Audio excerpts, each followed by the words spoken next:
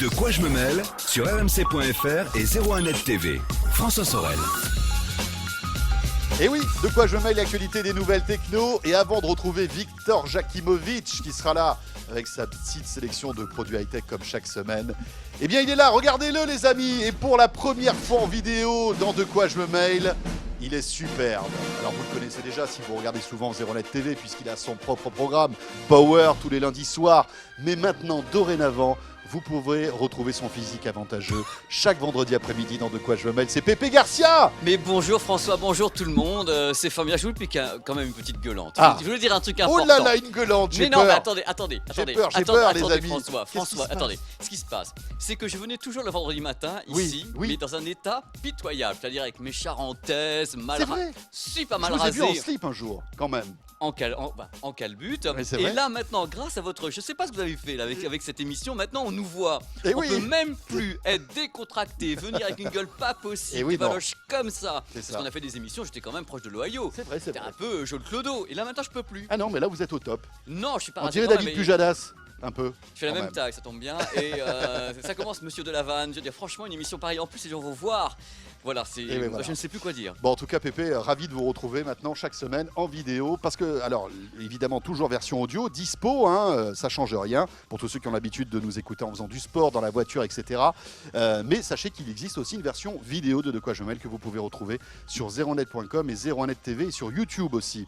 Ça va nous permettre quoi la vidéo? Eh bien, simplement d'apporter un peu plus d'images aux produits qu'on évoque. Et on commence tout de suite par une enceinte Bluetooth. Oui, c'est un coup de cœur. On en parle quand même un petit peu sur 01net dans le monde entier actuellement. Au CES, on en a beaucoup parlé. Oui. BenQ. Alors, je crois que tout le monde connaît BenQ. C'est une marque qui fabrique à la base des. Des projecteurs. Bravo, je ne vais pas répéter. Hein. Non, Des non, vidéoprojecteurs et des monitors. Et là, ils ont sorti une enceinte dont tout le monde parle dans le monde entier qui s'appelle la Trevolo. Est-ce que vous avez vu Dumbo, le film de Disney? Ah mais complètement, j'ai vu Dumbo, il a ses grandes oreilles. Et ben comme voilà, ça, il alors moi je vole présente comme ça. Dumba, l'enceinte Trevola de chez BenQ. Pourquoi Dumbo? Vous allez Dumba. voir. Parce qu'il y a les oreilles qui se déplient. Ouh là là, attends. parce que là, il faut Regardez, que je sorte. c'est Dumba. Ah, Regardez, c'est Dumba. C'est magnifique. Regardez. Alors, pourquoi ces oreilles? Pourquoi? Comment? À quelle heure? Je vais vous expliquer. François, ce sont des panneaux électrostatiques. Ah. Alors, comment ça fonctionne? C'est quoi? Pourquoi? Quand on parle de son, on est habitué, vous savez, au haut-parleur. On voit donc le saladier avec une membrane, avec plein de trucs comme ça. Et là, ça marche pas du tout comme ça. C'est en fin de compte une membrane qui est positionnée entre deux électrodes. Qui est postillonné donc. Qui est- Non, parce que j'ai compris qu'il est postillonné entre Ah, deux maintenant, Ce qui est électrodes. fou, c'est que maintenant, même avec la vidéo, ils sont pas contents de les vannes, ils voient aussi votre tête Oui, c'est ça. joviale quand vous balancez une C'est grosse ça, vanne. c'est ça. Donc, en fait, quand c'est une membrane Oui. qui est disposée entre deux électrodes, et je vais le faire, hein, Pardon. quand il y a un courant électrique qui passe entre les deux électrodes, ça avance et ça recule. Voilà. Et en fin de compte, quand ça avance, ça recule à toute vitesse, ça crée le son. C'est ce qu'on appelle des panneaux électrostatiques. Et c'est la première enceinte au monde. Donc il y a des panneaux électrostatiques, la BenQ Trevolo, donc je voulais la présenter dans De quoi je me mêle, c'était important. Alors il y a avantage et inconvénient. Avantage, c'est qu'il y a un son qui est quand même très net, très clair, qui est dégagé avant-arrière. Donc c'est pas que du gadget. Ah, ça, non. apporte quand même un En confort hi-fi, auditif. En hi-fi, c'est utilisé depuis très très longtemps, le D'accord. panneau électrostatique. C'est-à-dire Ouais. que c'est quelque chose qui a un mouvement très très fluide, très rapide. Il n'y a pas de rémanence, il n'y a pas de retenue, ça bouge très facilement. Donc voilà, parmi les avantages, c'est ça. Il y a les inconvénients quand même, hein, de la bestiole. L'inconvénient de la bestiole, c'est que le panneau tout seul a besoin d'être soutenu, c'est-à-dire qu'il faut rajouter du grave. Ah Pour oui, ça- Bah oui, c'est pour d'accord. ça qu'on a mis, pour les gens, voilà, et pour les gens qui regardent la vidéo, les haut-parleurs sont ici, les woofers sont ici. Vous avez des radiateurs passifs qui sont sur le côté. Donc il faut soutenir un son comme ça. Alors bien sûr, je l'ai écouté. Elle est Bluetooth, aptX, il y a tout ce qu'il faut. C'est une magnifique construction. Il faut quand même savoir que l'engin ne coûte que 299 €. Je m'attendais à un truc vachement plus cher. Parce que les panneaux électrostatiques, c'est cher, les gens. Et le truc, c'est pour moi, c'est pas une enceinte nomade. Ah ben pas du tout.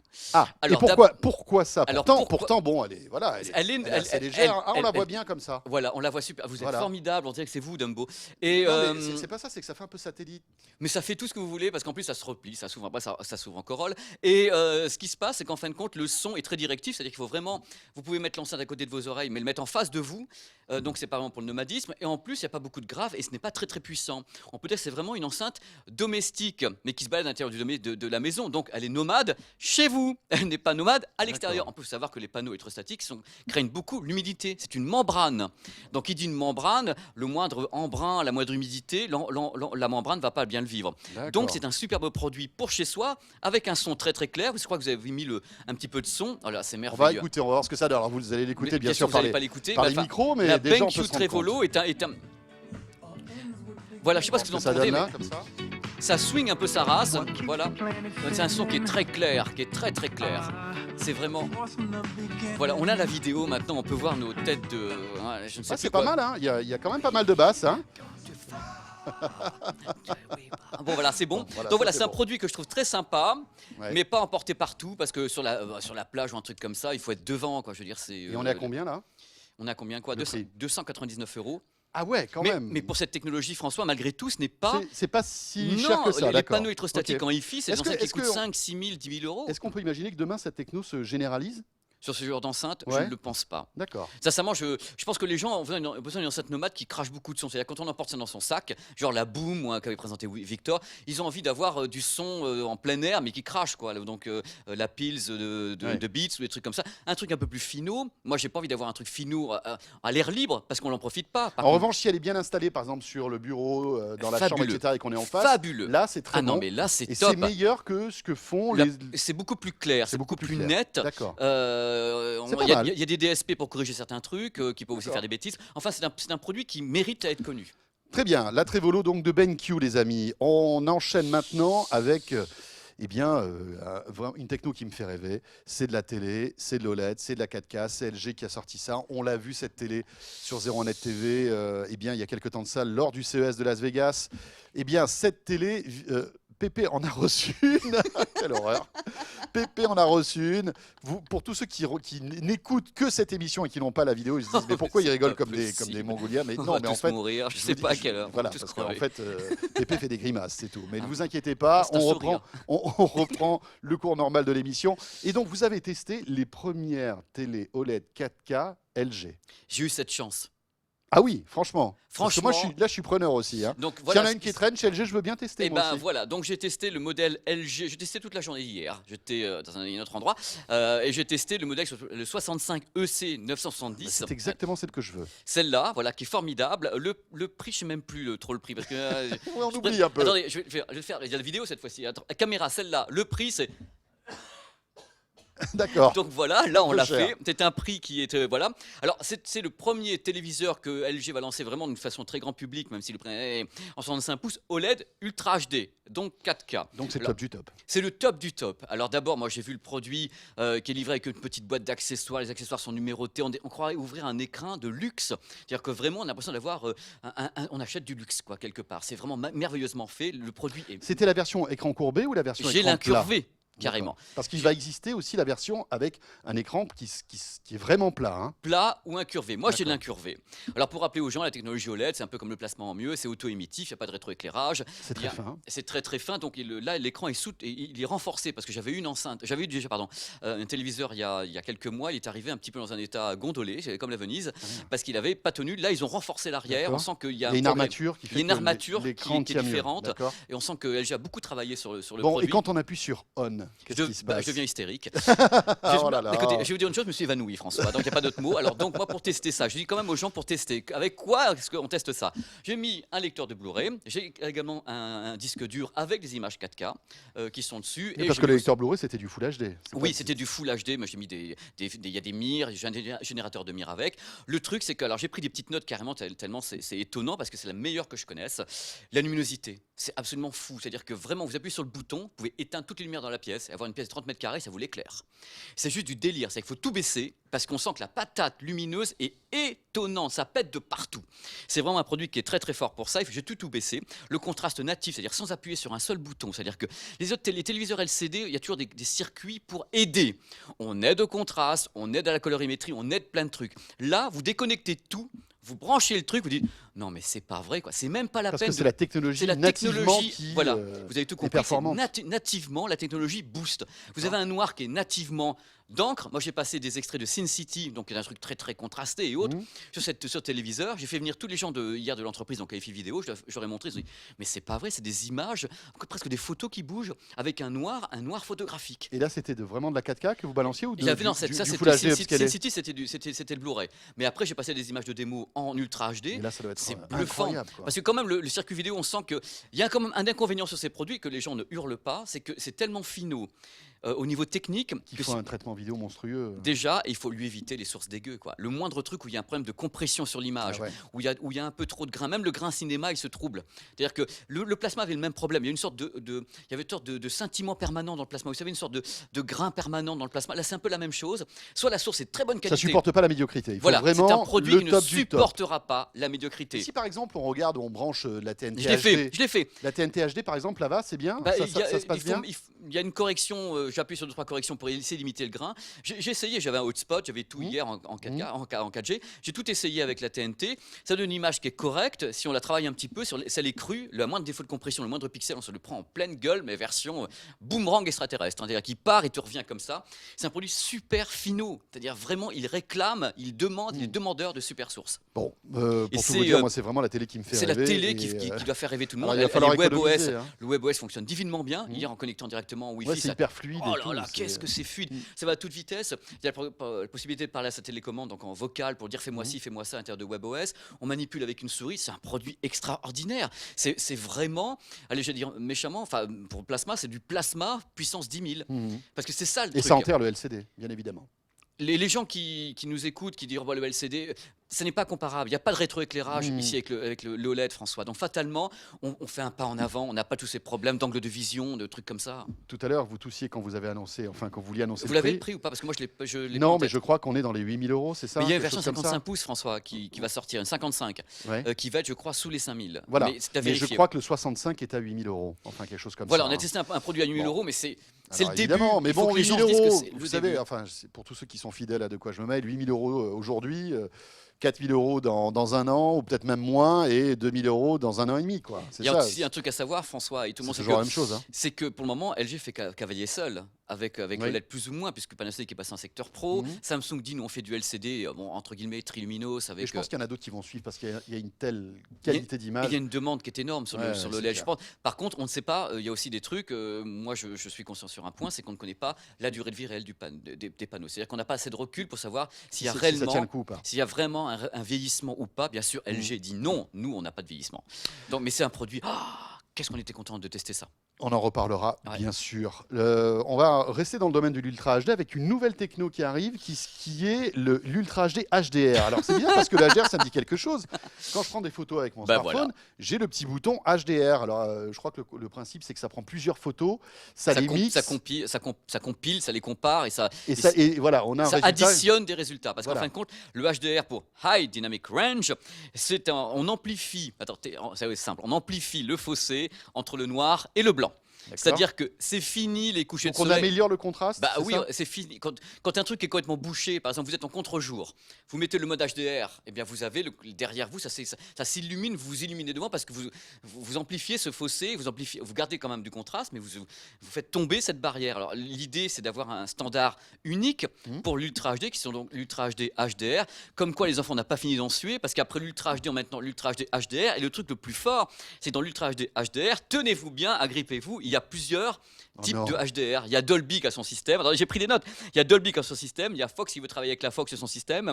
Il y a Philips qui a son système. Technicolor aussi. C'est-à-dire que tout le monde essaye de. Donc il n'y a pas un standard unique. L'idée est unique. L'idée est unique. Mais parce que ça doit partir du tournage jusqu'au final. Ah ouais, C'est-à-dire que d'accord. si le tournage est avalisé par Dolby HDR, donc les images sont captées avec l'amplitude HDR, donc ce fossé entre le noir et le blanc, et des images qui seront donc au final vachement plus lumineuses et vachement plus contrastées. Parce qu'en fin de compte, on sait qu'en vidéo classique, par exemple, un coucher de soleil, il est écrasé. Globalement, c'est bouché. C'est pour ça que le HDR en photo, c'est pour déboucher tout. Et même en scène sombre, quelquefois, c'est entièrement bouché. Pourquoi? Parce que ça tient pas le choc.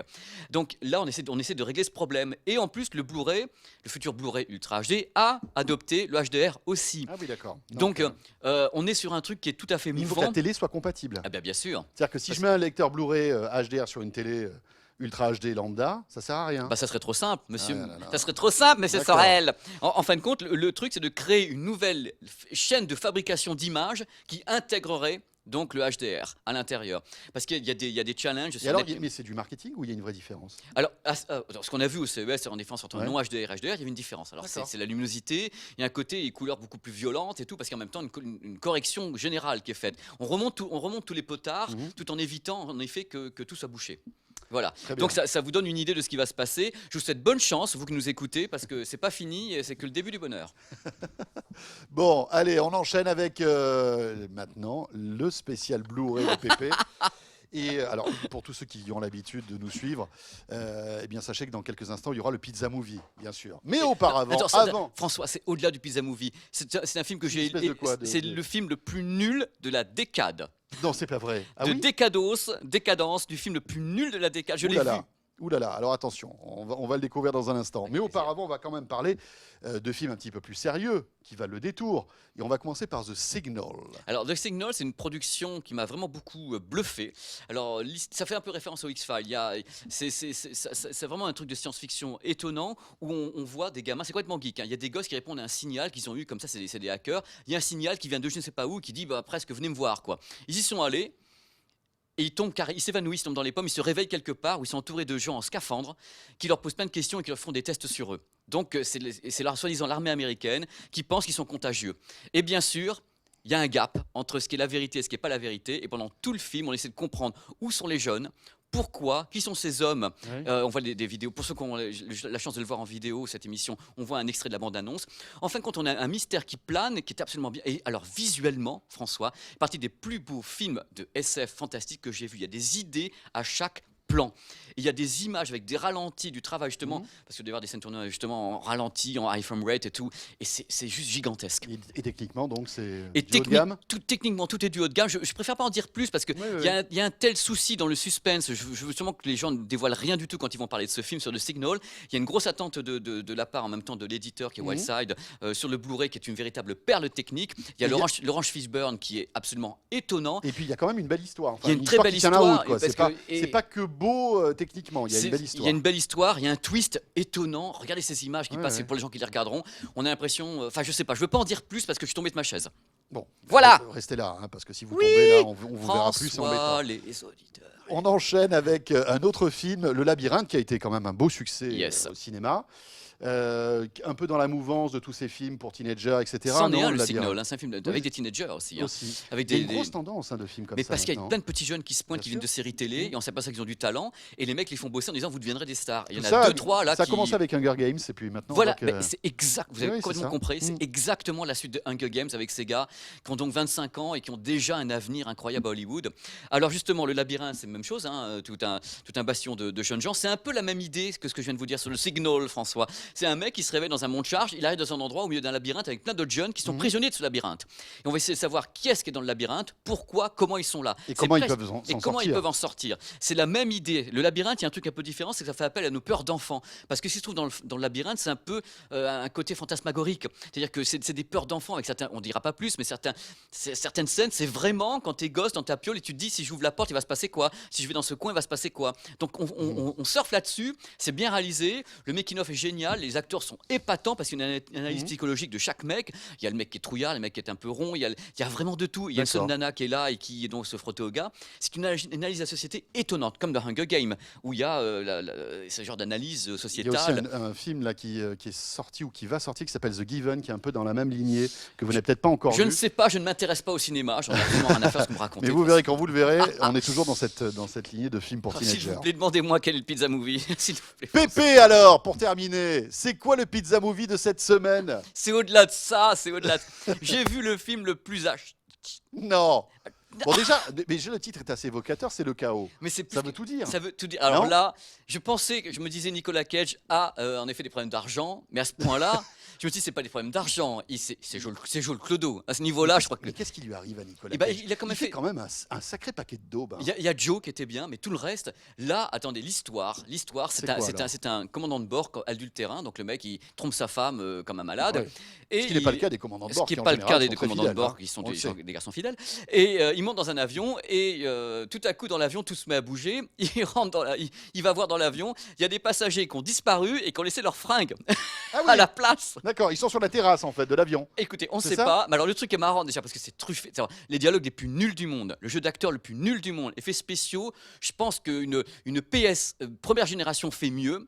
Mais c'est juste impensable. Alors les mecs disparaissent dans l'avion et le truc qui est marrant, il faut que vous regardiez ce film.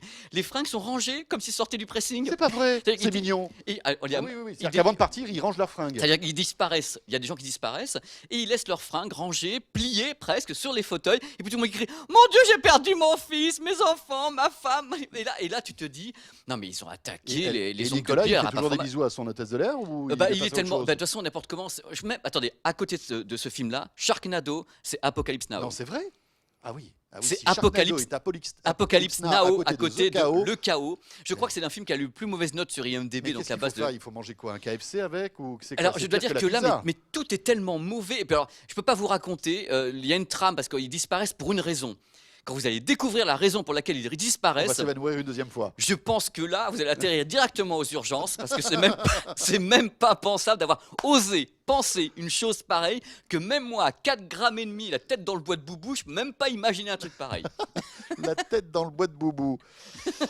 Ah là Mais là. J'étais très Bon, content de ça- cette émission en vidéo, mais Ah je pense que ça va ben, être une catastrophe. Moi, je pense que Je c'est pense- déjà une catastrophe. Mais bon, c'est tellement délicieux. Je sais, Merci Pépé. je suis ravi d'avoir fait ça, mais je sais pas ce que ça va donner. On va voir. Je suis très très content en tout cas. Merci à tout le monde. Et merci à vous François pour votre réussissement personnel. C'est génial. Oh là là, c'est beau. C'est du vieux François. C'est du vieux François. Pépé Garcia, chaque semaine donc dans De quoi je me mail, version audio bien sûr, je le disais, et en vidéo aussi sur 01net.com et 01net TV. Faut regarder Power. On fait du overboard et tout. Et bien sûr, Power, alors tous les lundis soirs à 18h sur 01net J'ai TV. envie d'abord. Hein. Dans un instant, ce sera Victor Jakimovic qui sera là, les amis. Et il est venu avec un masque de ski. Franchement, c'est un hommage au Daft Punk. Mais je vous en dis pas plus, vous restez avec nous. Si vous êtes en audio, ça va arriver tout de suite. Si vous êtes en vidéo, ça sera la 3e vidéo que vous pourrez retrouver sur 01net.com. A tout de suite. De quoi je me mêle sur rmc.fr et 01net TV.